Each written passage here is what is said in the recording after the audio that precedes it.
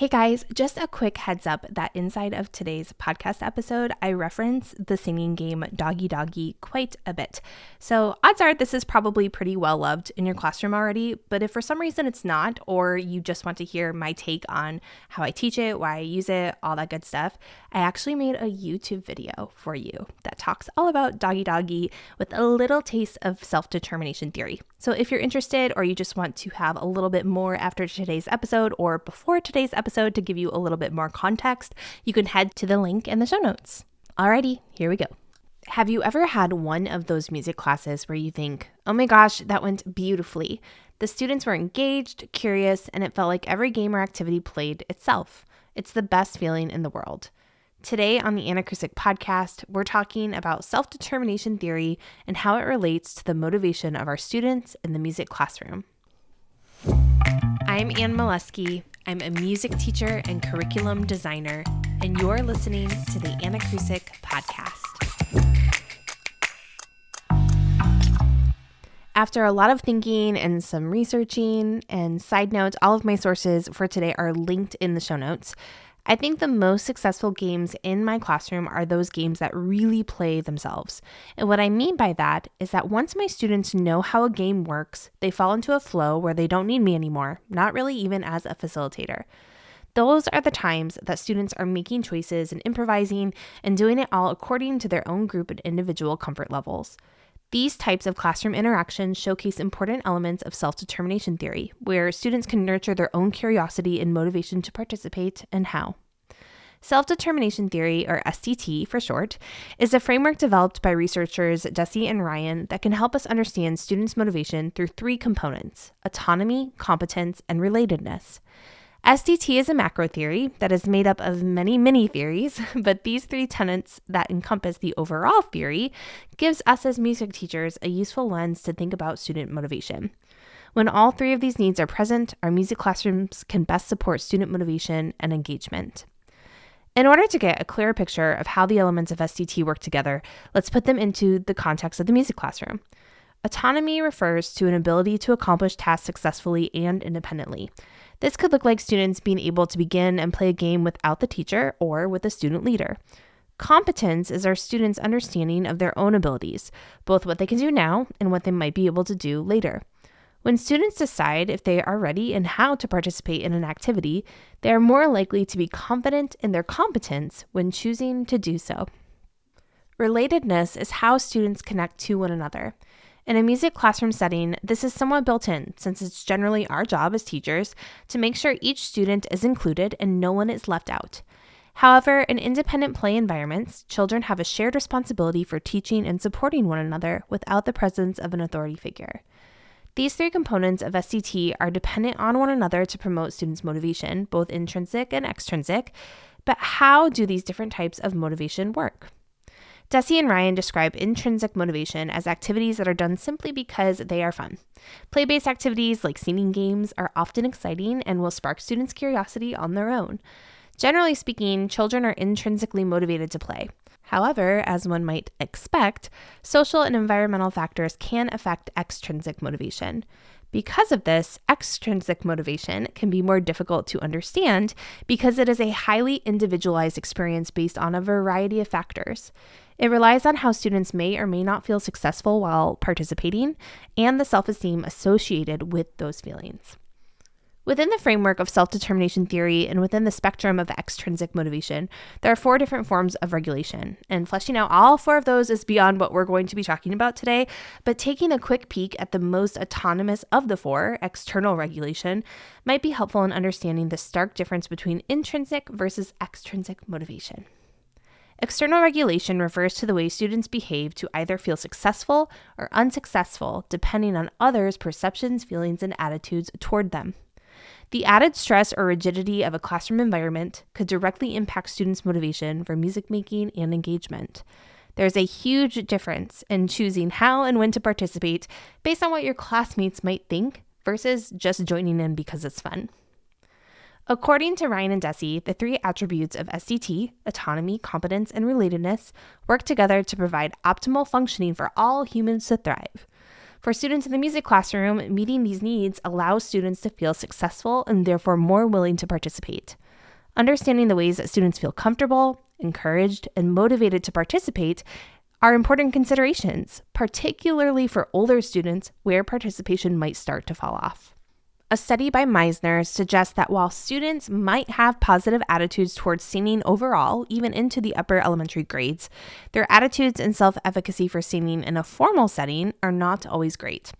A possible way to combat resistance students might show in participating is to include more authentic ways students play that incorporate autonomy, competence, and relatedness. A place to look for inspiration might be the playground. Imagine you're a first grader. The bell rings, you slam your math book shut, grab your jacket, and run out to meet your friends on the soccer field, but you aren't about to play soccer. Instead, you're going to watch a group of second graders make a big circle and start singing. A handful are already on the field, and they begin to sing and clap hands as more and more students join the game, the circle expanding. It's a new game to you, but it looks like a lot of hand clapping and other games like it that you played at recess before. You sort of hover behind a student that you know well outside of school, and they motion to you to join in the game. You stand next to them and begin to do the motions of the game, but it takes a few rounds before you really own it and you even begin to know the song. But by the end of recess, you've got it mastered. Next recess isn't with those older second graders, but there were a handful of other first graders playing along with you last recess. So now you start a new game with your classmates, and the process repeats. Now imagine that you are a first grader heading off to music class. Your teacher explains that you're going to learn a new singing game in class today. They ask you to stand in a circle, teach you the song by rote, line by line, and then explain the rules of the game. When it's time to play, the teacher tells you what to do next and decides whose turn it is. The game is fun, but you didn't get to play very much before you have to move on to the next activity in class, although your teacher promises that you'll play again next week. Both of these scenarios have you in first grade learning how to play a new singing game, but they couldn't be more different. It's no doubt that children are always making music both on their own and with others.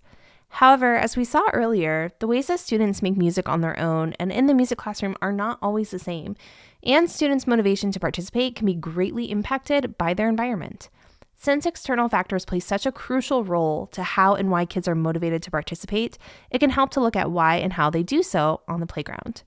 We can use self-determination theory as a guide for how to draw inspiration from informal music making to promote students' intrinsic motivation in the music classroom. Playground singing games in particular highlights how music teachers might incorporate autonomy, competence, and relatedness to promote student participation and overall engagement. Perhaps the most glaring difference between the two scenarios I shared before, and the most obvious way to take inspiration from the playground, is to find opportunities for teachers to step out of the driver's seat and allow students to serve as facilitators for themselves. In this way, students could be able to recognize their own competence and leadership capabilities, as well as practice independent musicianship and autonomy. Remember, all three of the components of STT, autonomy, competence, and relatedness, are interdependent.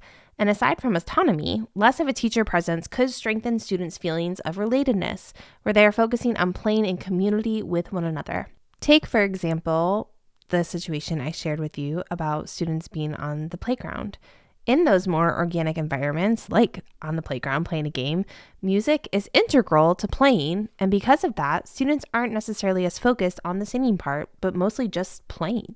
So as teachers, we might consider how to center students' play-based experiences over an overt musical goal.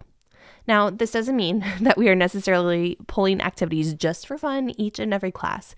Granted, extra musical reasons are valid reasons for engaging with any given piece of music, but we still teach in a system that promotes specific learning objectives and curricular goals.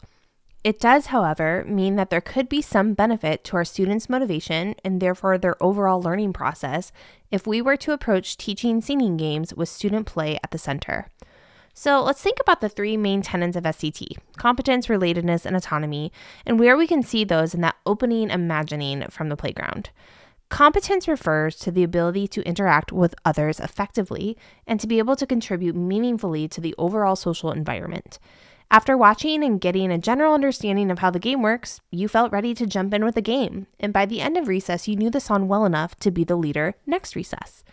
Relatedness is the feeling of belonging to a group or community, to be cared for, and to care for others.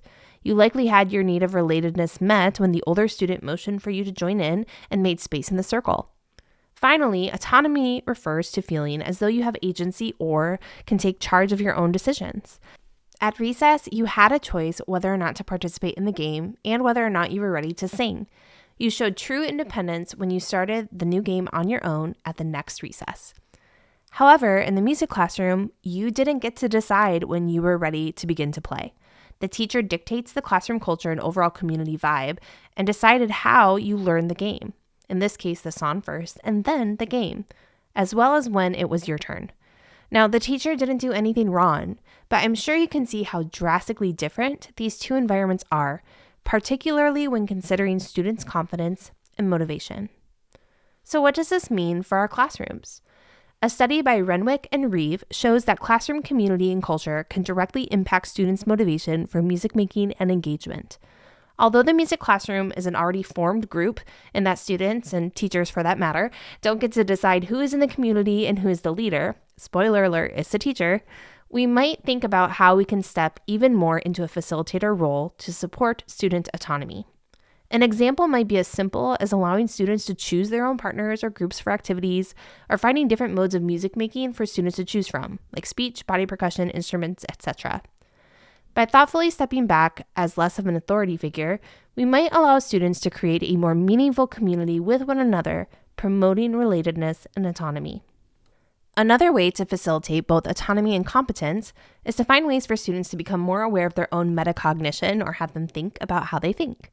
Asking questions about learning allows for students to realize their own competence and leadership skills and for the teacher to release even more control.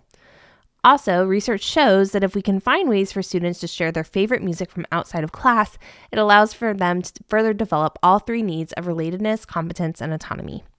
As music teachers in our present educational system, we can't ignore the curricular objectives and standards that we're expected to teach. Classroom music is generally structured toward meeting those expectations, and because of that, doesn't necessarily allow space for completely free play in the style of playground games. But if we can think about elements that exist when children play and make music organically, we may be able to better support the three primary needs outlined in STT framework and promote students' motivation and musical engagement in our classrooms. But let's make everything clearer and take a closer look at autonomy, competence, and relatedness with a specific singing game example. As generally talked about already, competence has to do with whether or not students feel ready or able or have the knowledge to engage with an activity. And remember, before we get down the road of each of these individual pillars, remember that competence, relatedness, and autonomy all work together to make the trifecta of what makes us feel ready and motivated to engage with our environment. In this context, we're talking specifically about singing games in the elementary music classroom with a built-in teacher facilitator. If we think about more organic ways that students engage with singing games, like on the playground or on the school bus or whatever it might be, students likely wouldn't jump right into a game without at least observing what was happening first. Although depending on the kid, they may very well do that. But for the most part, they would likely observe first for at least a little while. So in our classrooms, this looks like giving plenty of performance trials. And what does that mean? Well, let's take, for example, for the purposes of today, that we think about the well-loved singing game, Doggy Doggy, Where's Your Bone? Now, there's many different ways that you could teach this sonic game, and they all exist on the spectrum of a more teacher-directed to simply singing the song and then playing the game. We, as the teachers, can simply begin singing the song and showing how the game is played by giving lots of opportunities for practice before the quote-unquote real game. Or we can take our time, teach the song first, and then use a lot of teacher talk to explain how the game is played. So the latter might look like this. Taking time to teach the entire song to Doggy Doggy, Where's Your Bone? My turn first, and then we learn the whole song by rote, lining it out. Then I could, still having all the students quietly sitting without moving or really playing, explain the rules of the game and how it's going to work without actually playing the game. And I'd be sure to pick a student that I assume feels confident and competent to be the first student to hide their eyes, and another that feels equally as confident and competent to solo sing first. Or we could just sing the song and play the game. So what might this look like? It might mean that I act out both roles. So maybe I'm hiding my eyes and then I say, oh, look, Miss Anne's evil twin sister is over here. Or maybe not evil, maybe just twin sister is over here hiding the bone. And then I sing, move across physical space to act out the guessing part so that students can see how the game works. That takes care of the gameplay, if you will, but it still doesn't address the who sings what and when part of the puzzle in a way that students can actually feel like what it's going to be like when they are either the one to sing "I Stole Your Bone" or to stop singing, which actually seems harder for some students. So maybe it's a class traffic jam where everyone wearing red is going to sing "I stole your bone," and then all the friends with a brother, and then those friends with a dog, and some different permutations of combinations of students so they can practice what it feels like to sing or to stop when appropriate, with or without the people around them. And these different permutations of practicing helps to illustrate or give performance trials that will likely increase students' confidence in their competence. Now, in my experience, whether it's first grade or fifth grade or any grade, this happens to be one of those games that students are intrinsically motivated to play because it's just fun. But it's also important to scaffold the ways that we teach games so that students who might not feel as eager to play can develop the confidence they need to play or perform, so to speak, in front of their peers.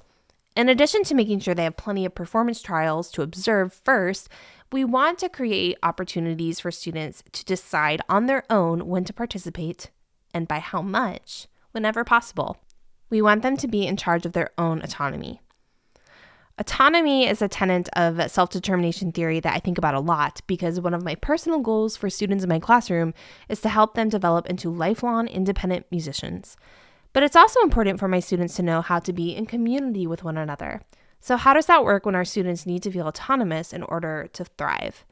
For singing games in particular, what does that mean? If we're working together to play this common game, it's a little sticky. Well, we can talk about two different types of autonomous behavior in the music classroom. The first is the student group autonomy and the individual student autonomy. The student group or community autonomy, which is directly related to relatedness, which we'll talk about next, but allowing a student group to be autonomous might be achieved by simply stepping back and letting the class sort of run itself. Once students feel and have exhibited competence as a group, there's really no need for a teacher facilitator if the goal of that particular lesson segment is to play the game.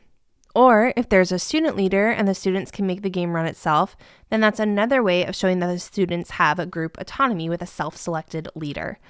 A really great sign as to whether or not your students have owned it, if they have that true group autonomy, is if you can write down the name of a game for a substitute, a day that you're not going to be in your music class, and you know that your students will just hear the name of the song and the game, and they'll be ready to go. Doggy Doggy is one of those for me. I know I can tell my substitute teacher, even if they are not considered a music teacher, that they can simply say "doggy doggy" and the students will begin to sing and play, because they have already exhibited the characteristics of competence and autonomy. It doesn't matter if it's first grade or third grade or whatever, they will tell that teacher how the game is played and they'll be able to do it on their own. Individual student autonomy is a little trickier because, again, if we're talking about singing games or activities we're doing as a group in a classroom setting with curricular objectives, we can't necessarily allow students a pass on classroom activities. However, there may be different roles or varying degrees of participation within a game, where if a student doesn't feel ready to solo sing the first couple of rounds, they don't necessarily have to right away. And we wait until they feel supported and confident or feel competent and have a feeling of overall relatedness, and then they can showcase their autonomy. Now, there may be the instance where a student might continually refuse to solo sing or participate, but I think it's safe to say that generally speaking, if you have set up a community of care and a singing classroom that students expect, they will come around when they feel ready. Because it's true. For me, the point of a singing game like Doggy Doggy is to allow for students to showcase their singing voice, to likely do a quick informal assessment while students are autonomously playing. And if they are not participating, we aren't able to accomplish our curricular goals and assess them. Because yes, it is important to sing and play for the sake of singing and playing, but the odds are in our intentional music classrooms where time is scarce, we are choosing repertoire and activities that allow for our students to connect extra musically and also connect with curricular goals. And if we're doing an assessment and we want to ensure that every student has a turn, we are likely playing this game and others more than one time in your music classroom. And that means that students have more opportunities to observe, to feel competent first, and then to participate to the degree that they feel comfortable. Relatedness works with competence and autonomy in the framework of self-determination theory to give an idea of what we need to do to make our students comfortable and confident to participate in the classroom. In organic environments like the playground, students develop their own community with their friends and other students. However, in the classroom, we probably have some norms or practices in place where we are hoping that everybody feels included and everybody feels safe to participate. Although I think it's safe to assume that there are still going to be those students who feel uneasy or unsure and aren't quite as comfortable participating in games such as Doggy Doggy, where they're solo singing. Part of what helps are the different practice permutations and performance trials where students can observe first, building their competence. We also want to consider opportunities for students to self-select when they feel comfortable and ready to stand on their own, and we don't want to pressure or make anybody feel forced to be part of a game or to do something that makes them feel uncomfortable or unsafe. So much of what we do in the music classroom is embodied. We're using our own singing voices and our own bodies and movement, and those are two things that are very uniquely ours and therefore very personal. And student self-efficacy for those types of personal musical interactions might not be very high. But something we can do to promote a positive self-efficacy and to increase motivation is to cultivate community and relatedness. I believe it's truly vital to have some norms set up in your classroom so that students know what to expect and they know that they can feel safe and appreciated for the unique experiences they bring as individuals to group music making. Talking about being a team and playing games together is an important conversation to have and an opportunity to draw on direct parallels of community, such as playing at recess or in PE or even on the T-ball team. When it comes to a singing game like Doggy Doggy, one of those rules or norms might be to laugh with one another, not at one another, particularly when we're singing, because we're all learning together and laughing is part of having fun. So it's just going to be part of the game. An important teacher aside is to remember that kids often laugh as well when they're uncomfortable, and it's not necessarily to be malicious. Again, if your classroom is set up as a regularly singing classroom, this isn't a conversation you have to have regularly when you play these types of games because those expectations are part of your everyday routine. By now, you're probably really noticing how these three elements of self-determination theory work together, influencing the success of one another as well as students' overall motivation. It's important to remember that no matter how much of this framework we infuse into our teaching, we won't ever directly mirror the ways that children interact on the playground because they are in a predetermined space, in a predetermined group, with a predetermined facilitator and authority figure. And part of that is so that we can facilitate games in a way that promotes not only students' musicianship, but again, our curricular goals.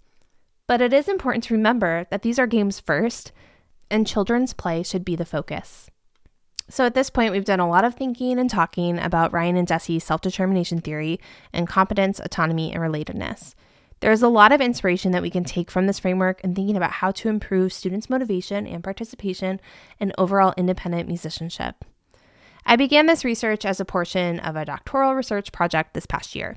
I had studied self-determination theory before, but it wasn't until I really dove in and found this particular review of literature by Christopher Roberts, which of course I'll reference down below with all of my references, that I really started to think about what it meant to embed SDT in the music classroom. Much research has been done about children's organic participation on the playground and how we might take that inspiration for the betterment of our classrooms. Admittedly, it always feels like a bit of a square peg, round hole situation because of one glaring difference between the two, the teacher. Now, of course, there are hopefully supervisors on the playground, but generally speaking, students are left to their own devices for free play. And this, of course, is not the case in the music classroom.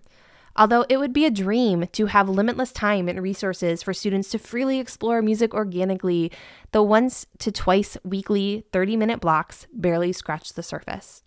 Not to mention, we have standards and learning objectives that parents, administrators, and state and national organizations hold us to teaching. And this is a larger structural philosophical issue that we won't get into today, because today, as we're teaching, it's just the way it is. But what we can do is find opportunities to, number one, teach in a way that focuses on play first, and secondly, step back more often.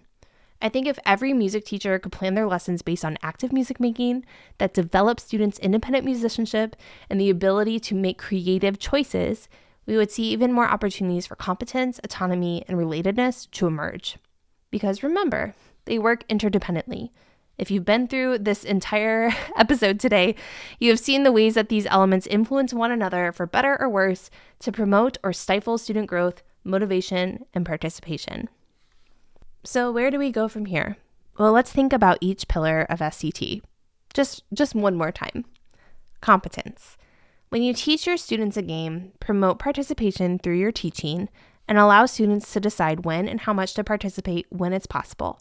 This might mean that some students do the motions or the active part of the game before they feel ready to sing the song. For other students, it might be the opposite. Regardless, acknowledge that the children in your classroom have different levels of readiness and different levels of readiness acceleration, if you will.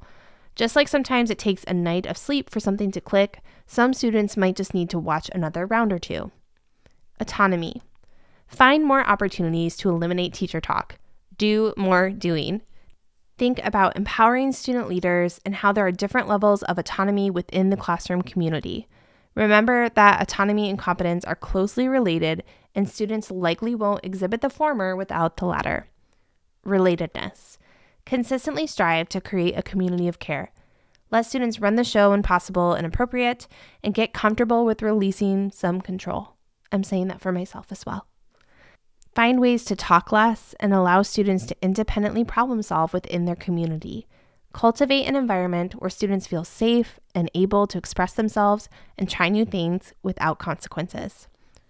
My biggest takeaway from all of this thinking and researching and reading and thinking some more is that although my classroom is intentional and focused on specific musical learning outcomes, I can achieve those by first centering children and their musical play.